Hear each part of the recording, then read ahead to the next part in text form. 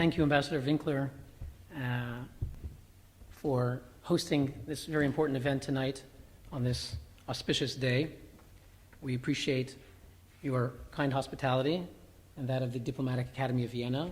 I would also like to thank our co-sponsors, the NGO Committee on the Status of Women here in Vienna, and the UN Women, the Austrian Committee here as well. Finally, I would like to thank two individuals with whom I had the pleasure to work very closely on this event. Chava, we're very grateful for the incredible, perfect Austrian organization that you had for this event, and I'm speaking as someone who lives in Switzerland, so I can commend your meticulous organization from A to Z. It's really superb. And our chair of international outreach, Celia Michonik, whose energy and initiative helped bring this together, and introductions. So you'll hear shortly from our human rights activists who have so much to say, and we need to hear their voices. I think speaking here about human rights in a school of diplomacy, I would like to acknowledge what I see as a paradox. Some may deny it, but in my own work as an NGO working at the United Nations Human Rights Council, trying to get diplomats to speak out and take action on human rights, I believe that there is often an inherent paradox. And it's not because anyone is ill-intentioned. Diplomacy in its nature seeks to act with prudence. It must acknowledge the realities of realpolitik, and diplomats in their nature seek to maintain positive relations with all countries, and it is not in their nature to learn how to condemn other countries. And very often, you will hear from our victims, they want us to be their voice, and they want diplomats and governments to speak out and to call out their oppressors on their abuses. And that means often to condemn abuses, to turn a spotlight. Because after all, what is the power when we speak of the United Nations Human Rights Council as one example, or the General Assembly? You know that the Security Council, of course, is given the power of the sword, and the General Assembly, they can decide matters of war and peace with immediate consequences on the ground. There is the General Assembly, which has the power of the purse. It has a budget. It can spend millions of dollars. The Human Rights Council in Geneva, across the street from my office, has neither the power of the sword nor the power of the purse. And yet I believe it has an immense power. It has the power to turn a spotlight on some of the world's worst abusers. And that power, the power of shame, if you will, to mobilize shame, is an immense power. And it is not for nothing that many of the world's worst abusers will devote limitless resources, political, economic, you name it, to make sure they are never criticized in any UN resolution, or let alone mentioned on any UN watch list.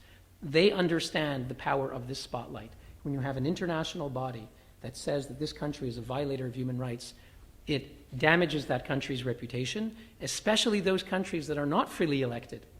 And we'll be hearing from people today who come from countries that do not have free and fair elections. They are very anxious about their lack of legitimacy. And so when the United Nations makes that explicit, that they are not legitimate, they're very nervous about it.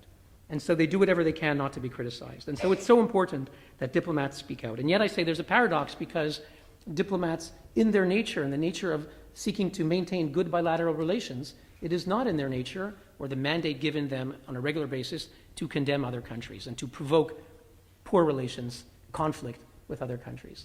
And so in some sense, we're asking diplomats to do that which is undiplomatic. And maybe we're asking them to do too much.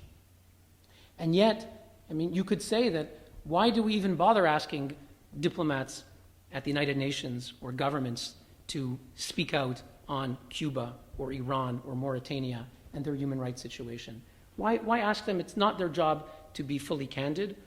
It's their job to be diplomatic. Maybe we should appeal to NGOs, be it Amnesty International or any other NGO that is distinguished and reputable. Maybe we should just ask NGOs to do the work.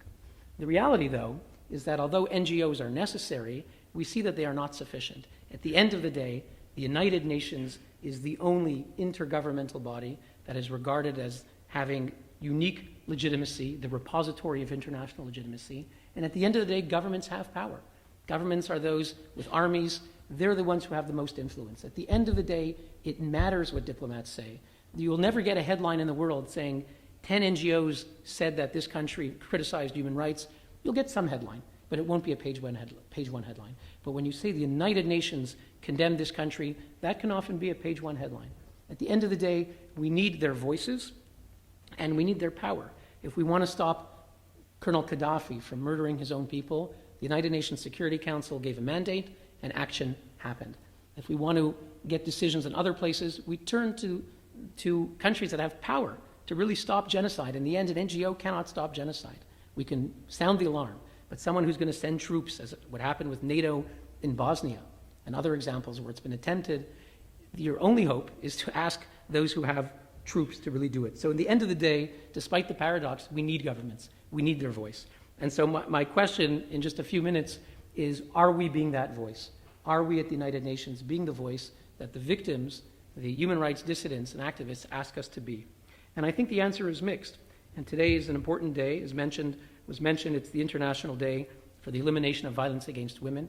We have to ask ourselves, is the United Nations doing everything to eliminate violence against women? And today, we also meet as the UN General Assembly's Third Committee on Human Rights is adopting the resolutions from the past year of the Human Rights Council, endorsing them. We have to ask ourselves, is the Human Rights Council doing everything to promote and protect human rights? And I think we can see some progress in recent years. At the same time, much is left to be desired. We had elections 2 weeks ago, and Rosa Maria was with me in New York City, together with other NGOs and diplomats, and we appealed to the United Nations days before they held an election of members to the Human Rights Council, of electing 14 new members. We said, please do not elect gross violators. Do not elect Cuba.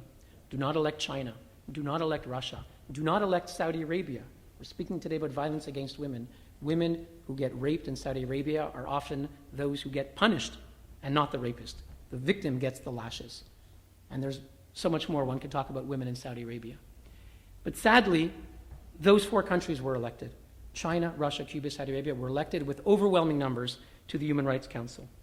And I have to mention, speaking here in Europe, that China and Russia received 176 out of 193 votes. If you do the math, only 17 countries did not vote for China and Russia. Can anyone tell me of the students here, how many countries are members of the European Union? Does anybody know? 28. 28 countries are members of the European Union.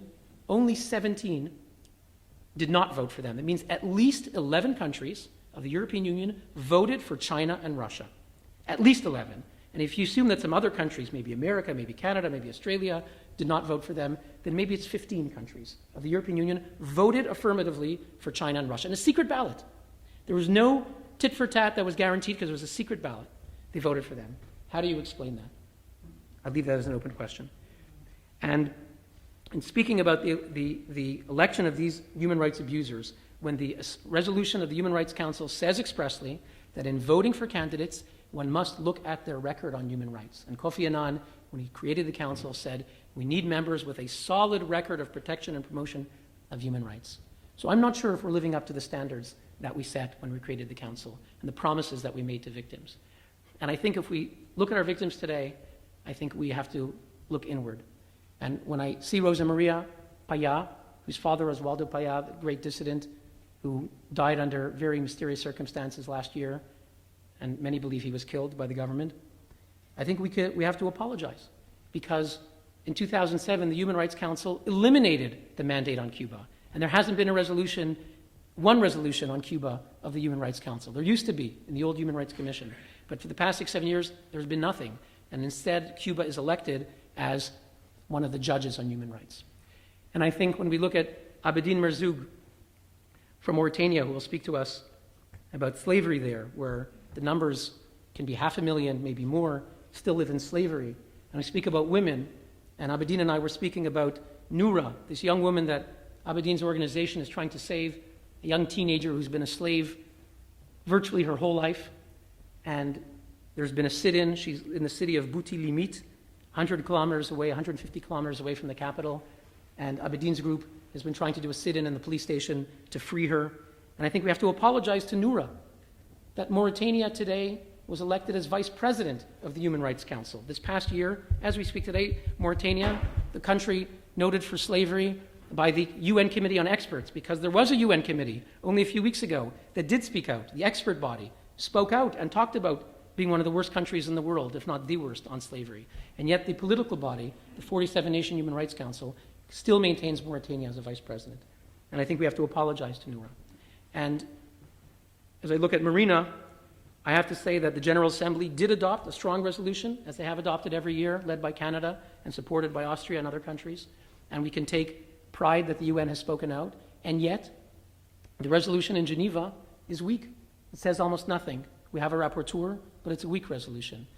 Iran is the chair of the non-aligned movement. It speaks numerous times as the chair of the largest body. They recently held a summit of the non-aligned movement in Tehran, and Ban Ki-moon went and gave it the legitimacy of a country that violates human rights should never have. So I think to all of our speakers today, we owe them a commitment to do a lot more than we're doing. And that is the work that we try to do at UN Watch, see that the UN lives up to its own principles. And I will just mention that our speakers today have all spoken at our Geneva Summit on Human Rights once a year for the past 7 years. 20 NGOs join together in Geneva and hold a gathering, a summit of the leading human rights dissidents from some of the most troubling hotspots in the world. And all of you are invited. I'm issuing you an open invitation. You can go on genevasummit.org. genevasummit.org. You can learn the program. It'll be 25 February this year. And Geneva is not that far from Vienna. So we'd love to see you. We have many students, human rights activists, diplomats, and it's really an inspiring event. So we hope that all of you join. And with that, I thank again our hosts, and I look forward to a most informative and inspiring evening. Thank you.